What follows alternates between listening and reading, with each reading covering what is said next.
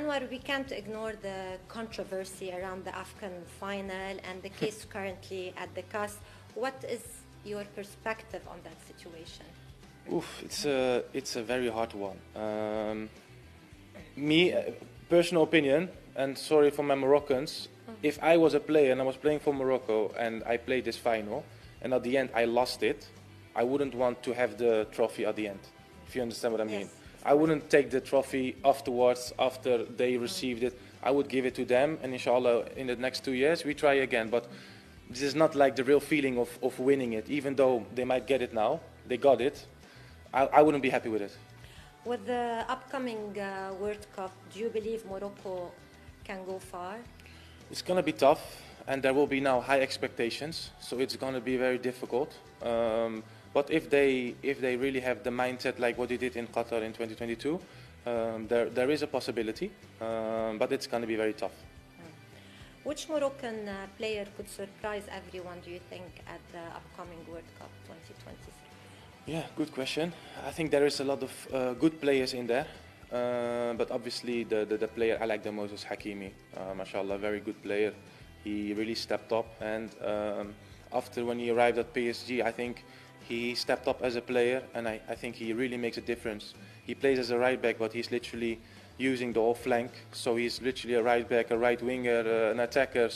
And I think he really makes a difference. So I think he's very, very important, and I think he can make the difference. The 2026 World Cup will include 48 teams. How will that change the tournament? Well, it's going to be tough for the players. It's going to be a lot of matches, and obviously for the fans it's amazing. There will be a lot of games on, so it will be enjoyable to watch those games. And as you said, there will be more countries. Do you think it's going to be like easier or more unpredictable? I think more unpredictable, as you said, because 48 teams, more competition, so it's going to be tough. Who do you see as the favorites to win the World Cup? Oh, good question. I have two favorites. I think either France or Spain. I love France. Lamine Yamal, mashallah, very good player. They have a very good team. And France, they have basically two teams. They have a big squad. So I think one of these two teams is going to win it. You've represented the Netherlands before. What are they missing to return to the top? Yes, I think they have a good squad. They have good players. If you look at the names, there are big names in there. But I think the thing they are lacking is like the mentality to win, really win. If you, for example, compare them to South American teams, where they would die on the pitch, Morocco during the World Cup in Qatar, they really fight for each other. They really go till the end for each other. I think this is lacking in the national team of Netherlands. Do you think the current generation maybe can compete for major trophies? Oh, I think it's going to be a tough one. As I said, I still follow them and I still watch the games. And I think they lack the winner's mentality. I think they need to get a bit of the South American mentality where they really want to die on the pitch. And I think this is missing. Now, Anwar, we finish up with a quick fire round. No thinking. Okay. Ready? Yes. Okay. Netherlands versus Morocco. Who do you support in the World Cup? Morocco. Morocco. Dribbling or speed? Dribbling. Scoring or assisting? No, scoring. Memphis Depay or Cody Gakpo? Memphis Depay. Bruno Fernandes or Kevin De Bruyne? Prime time or now? Now. Now, Bruno Fernandes. Ollie Watkins or Jack Grealish? Jack Grealish. Mohamed Salah or Riyad Mahrez? Mohamed Salah. Ashraf Hakimi or Alphonso Davies? Ashraf Hakimi, 100%. Mbappé or Vinicius Junior? Mbappé. Dembélé or Rafinha? Dembélé. Kluivert or Van Persie? You're asking me hard questions now. I would say Van Persie because I play with him and have a good. I had a good relationship. Van Persie, yes. You choose Van Persie? Yeah, Van Persie. Okay. Yeah. Now, Van Basten or Johan Cruyff? No, Johan Cruyff. Johan Cruyff. competitions have returned to normal after a difficult time in the region. How did you experience that time? Yeah, obviously, it's something new for me. I grew up in Europe, and things like this never happened to me before. So it was not something you really look forward to it. But alhamdulillah, I'm grateful the way the state of Qatar handled it. Yeah, we get notifications, and so far, alhamdulillah, we are okay. You want to play football, and I think we did it quite quick. So I think it was maybe 10 days where we didn't play football, and everything returned to normal. And yeah, we're just trying to focus on our job now. And yeah, we believe in the government that they will help us in this, and they're doing very well in it. After almost 7 months with Asilia, do you feel fully settled down? Yes, I do. I have to say, obviously, first, I'm very grateful after what happened to me to play football again. It was not easy to find a club.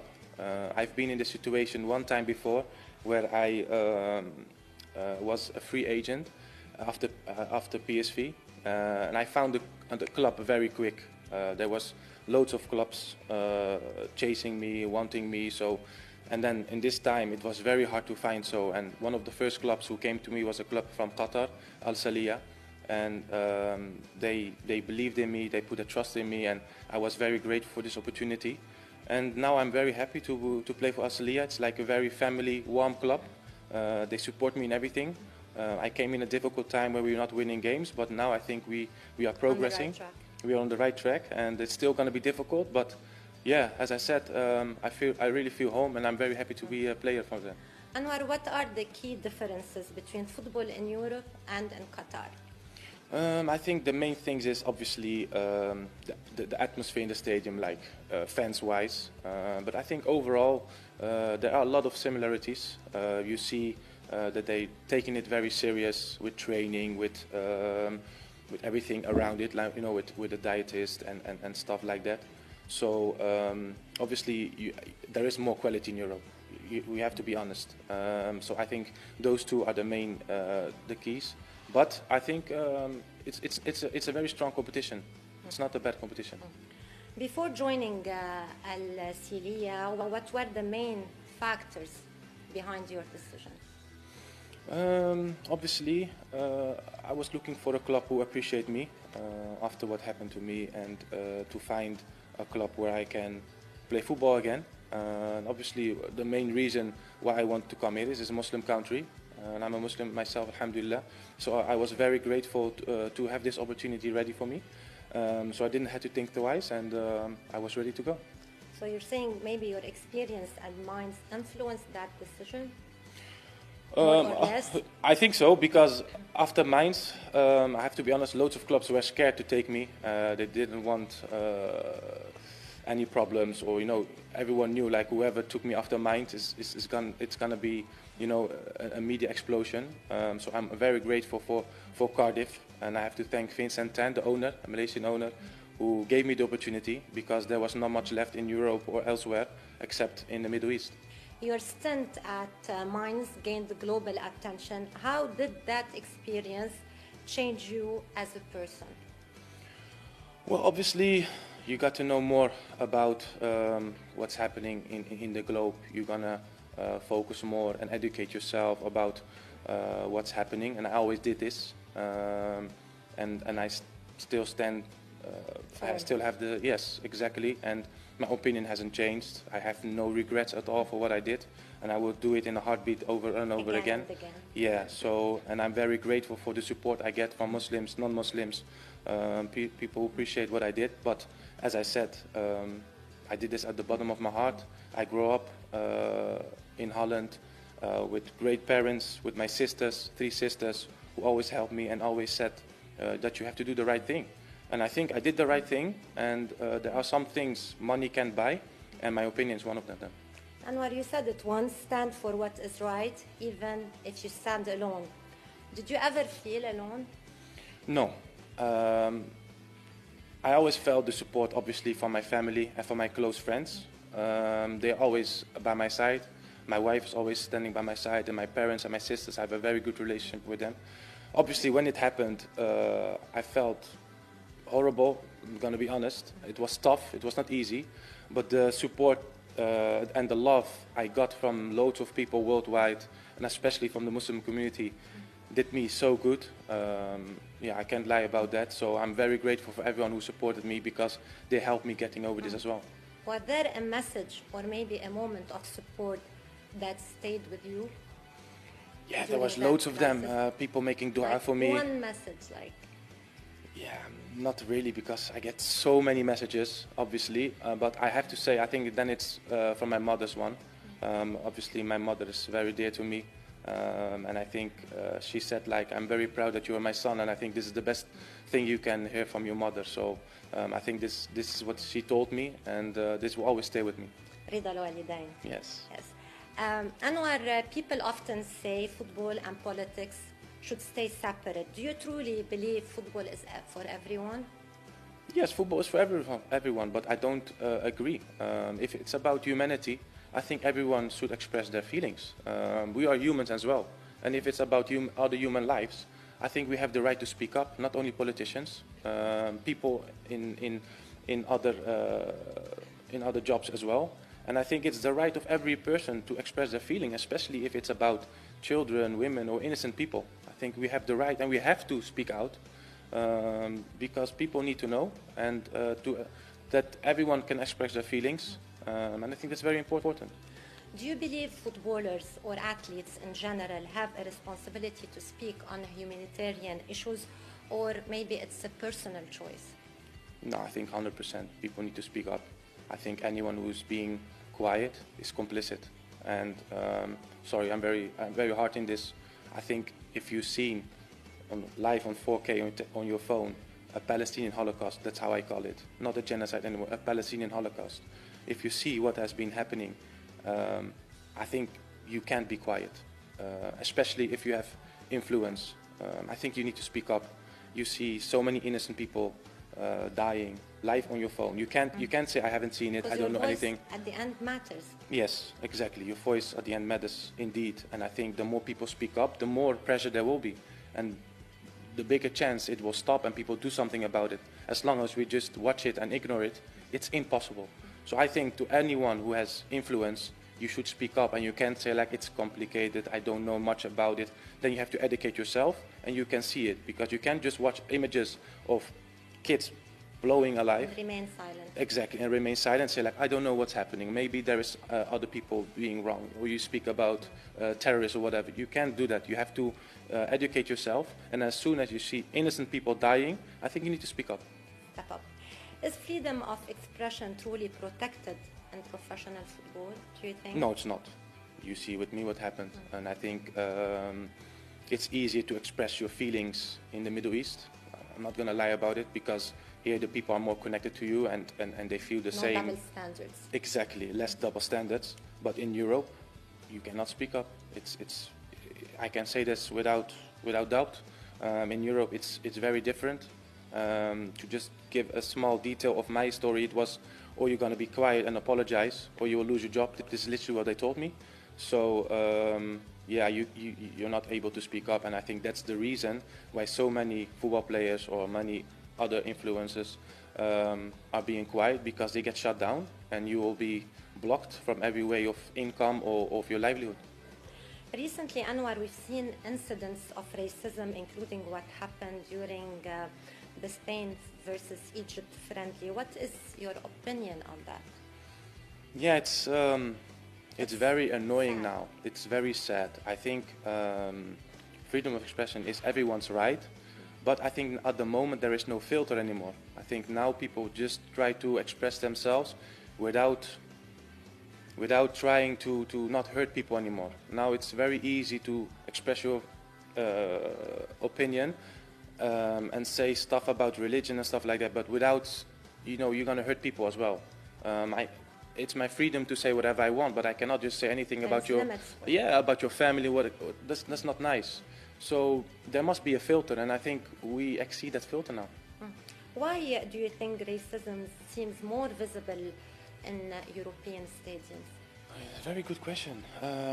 Obviously, as I said, like in the Middle East, here we are more connected, I think. I think the people here appreciate each other more. And in Europe, it's like It's about the culture, too divided. the roots. Yes, and I think it's too divided in Europe now. People getting like separated now, and they clash now, and I think this is the big problem. Can football ever eliminate racism completely? Completely, to be honest, I'm always a positive guy, and I always try to see everything positive. But you can't get it outside of football. No, this is not possible. There will always be one or two people who will be in stadiums shouting racism stuff. But definitely you can do a lot about it, and I think they are trying. But to get it out, definitely it's not possible. Growing up between Dutch and Moroccan cultures, how did that shape you? Obviously, I grew up in Holland. Everyone knows that. And in Morocco, and as a Muslim, I have different values. But it was okay. Holland is a country where you can express your religion, your freedom. Alhamdulillah, there are some differences. But as long as you try and you try to understand other people's values, I think it's okay. Do you see it as a blessing or a challenge?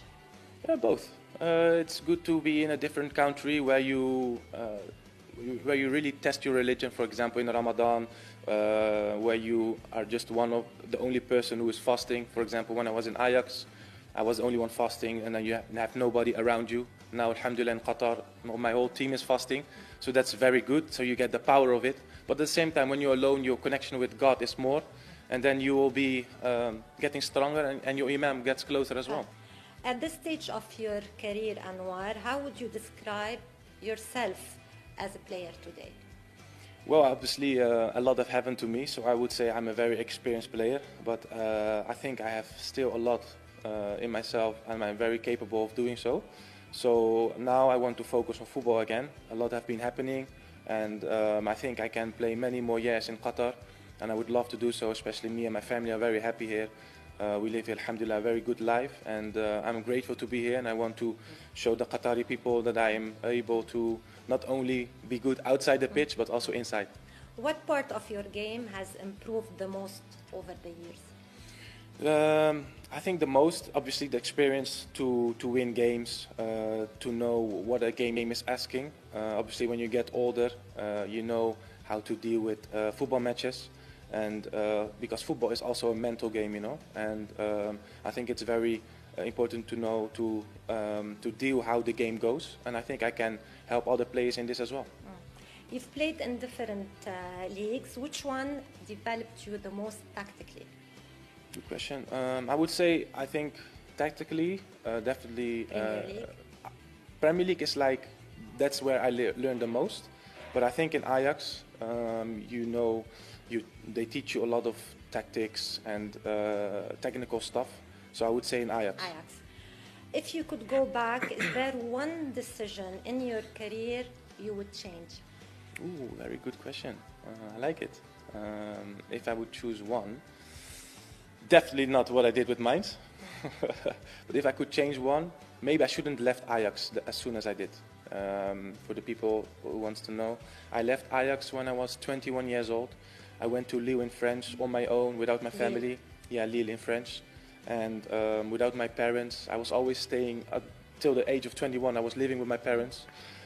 So leaving your parents' house, go alone in a different country at this young age, I think I wasn't ready yet. Anwar, Moroccan football is living one of its best periods after the World Cup semi-final and the recent AFCON performance.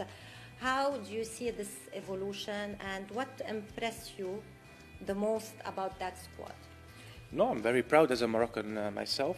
They are doing amazing, especially at the World Cup. It was, I think, historically amazing what they did. And I see a lot of progress. You see much better players coming now, and you see players willing to play for Morocco. And I think this is very important. Me, myself, I choose to play for Holland. At the end, I changed it to Morocco, but it was a bit too late.